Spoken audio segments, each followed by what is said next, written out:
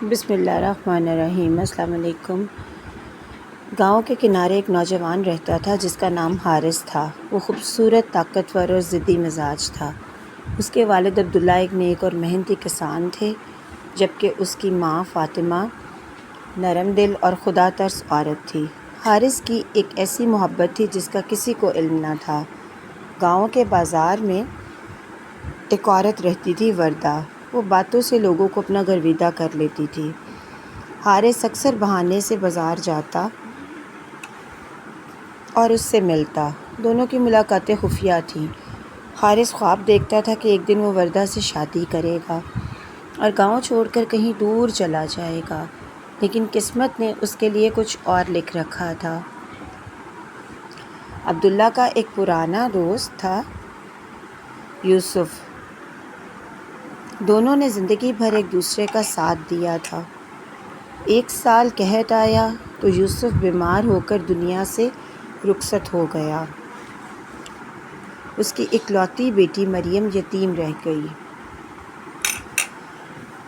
کچھ ہی مہینوں بعد عبداللہ بھی بیمار پڑ گیا۔ اپنی آخری سانسوں میں اس نے فاطمہ کا ہاتھ پکڑ کر کہا، اگر میں نہ رہا تو مریم کو تنہا مت چھوڑنا، وہ ہماری امانت ہے۔ چند دن بعد عبداللہ بھی دنیا چھوڑ گیا۔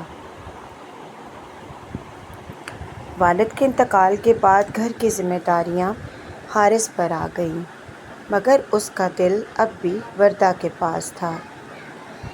ایک دن جب وہ گھر آیا تو اس نے صحن میں ایک اجنبی لڑکی کو دیکھا۔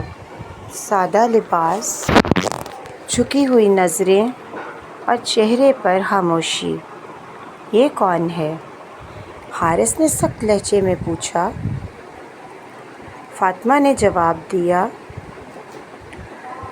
یہ مریم ہے، تمہارے والد کی آخری امانت۔ کچھ دن بعد فاطمہ نے حارث کے سامنے فیصلہ رکھ دیا، تم مریم سے شادی کرو گے؟ حارث کے قدموں تلے زمین نکل گئی۔ میں کسی اور سے محبت کرتا ہوں، وہ چیخا۔ فاطمہ حیران رہ گئی۔ کون؟ حارث خاموش ہو گیا۔ وہ وردہ کا نام نہیں بتا سکتا تھا۔ آخرکار ماں کی ضد اور باپ کی وصیت اور گاؤں کے دباؤ کے سامنے اسے جھکنا پڑا۔ چند دن بعد حارث اور مریم کی شادی ہو گئی، لیکن یہ شادی صرف کاغذوں پر تھی۔ حارث کا دل کہیں اور تھا۔ وہ اکثر رات کو چپکے سے وردہ سے ملنے چلا جاتا۔ وردہ اسے بھڑکاتی رہتی، تمہاری زندگی تباہ ہو گئی ہے، تم اس لڑکی کی وجہ سے قید میں ہو، اگر وہ نہ ہوتی تو آج ہم ساتھ ہوتے۔ آہستہ آہستہ حارث کے دل میں مریم کے لیے نفرت بڑھنے لگی۔ ادھر مریم خاموشی سے گھر سنبھالتی رہی۔ وہ فاطمہ کی خدمت کرتی، کھانا بناتی، کپڑے دھوتی اور ہر تکلیف برداشت کر لیتی۔ کبھی شکایت نہ کرتی، کبھی جواب نہ دیتی۔ ایک رات فاطمہ شدید بیمار ہو گئی۔ 3 دن اور 3 راتیں مریم نے اس کے سرہانے بیٹھ کر گزار دیں۔ وہ خود نہیں سوئی، لیکن فاطمہ کو آرام سے سونے دیا۔ حارث نے یہ سب دیکھا، مگر اس کا دل پھر بھی نہیں بدلا۔ ایک شام وہ وردہ سے ملنے گیا۔ وردہ نے اس کی آنکھوں میں دیکھ کر کہا، جب تک مریم تمہارے گھر میں ہے تم کبھی آزاد نہیں ہو سکتے۔ یہ جملہ زہر بن کر اس کے دل میں اتر گیا۔ اس رات آسمان پر بادل گرج رہے تھے، تیز ہوا چل رہی تھی۔ حارث گھر کے پیچھے موجود لکڑی کے گودام کے پاس کھڑا تھا۔ اس کے ہاتھ میں تیل کا برتن تھا۔ اس سے معلوم تھا کہ مریم اندر گئی ہوئی ہے۔ اس نے تیل چھڑکا، مشعل جلائی اور کانپتے ہاتھوں سے آگ لگا دی۔ چند ہی لمحوں میں شعلے آسمان کو چھونے لگے، لیکن اچانک ایک چیخ سنائی دی، بچاؤ! یہ مریم کی آواز نہیں تھی، یہ اس کی ماں کی فاطمہ تھی۔ حارث کا رنگ اڑ گیا۔ اسے معلوم ہوا کہ مریم تو باورچی خانے میں تھی، جبکہ فاطمہ گودام میں چلی گئی تھی۔ امی! وہ چیخا اور آگ کی طرف دوڑا، مگر اب بہت دیر ہو چکی تھی۔ شعلے ہر طرف پھیل چکے تھے۔ پورا گاؤں جمع ہو گیا۔ لوگ پانی ڈالنے لگے، مگر آگ قابو سے باہر تھی۔ تب اچانک ایک سایہ آگ کی طرف بھاگا۔ وہ مریم تھی۔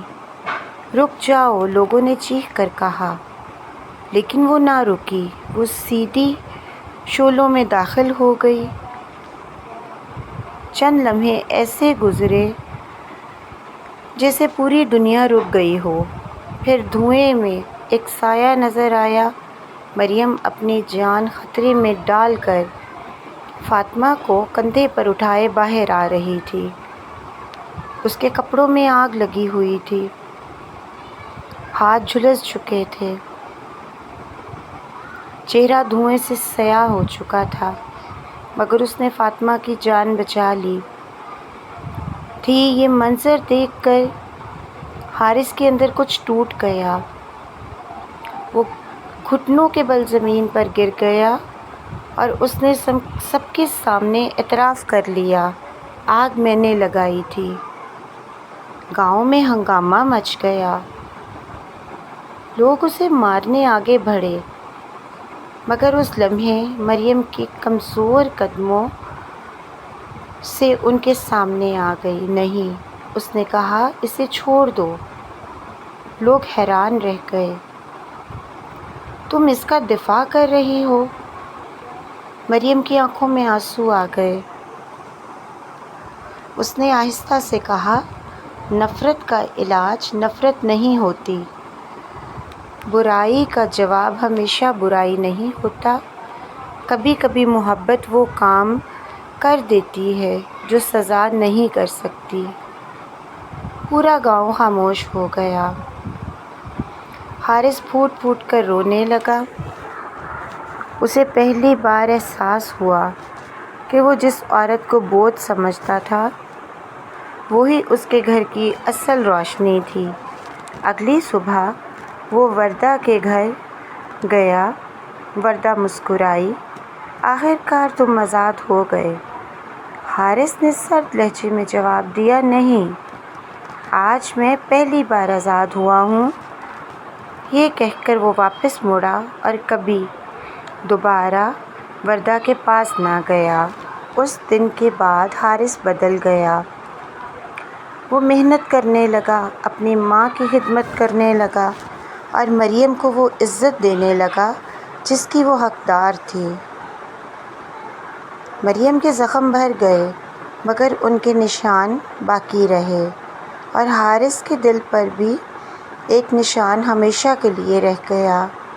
وہ نشان اس بات کی یاد تھا کہ بعض اوقات انسان اپنے دشمن کو نہیں بلکہ اپنے ضمیر کو جلانے کی کوشش کر رہا ہوتا ہے۔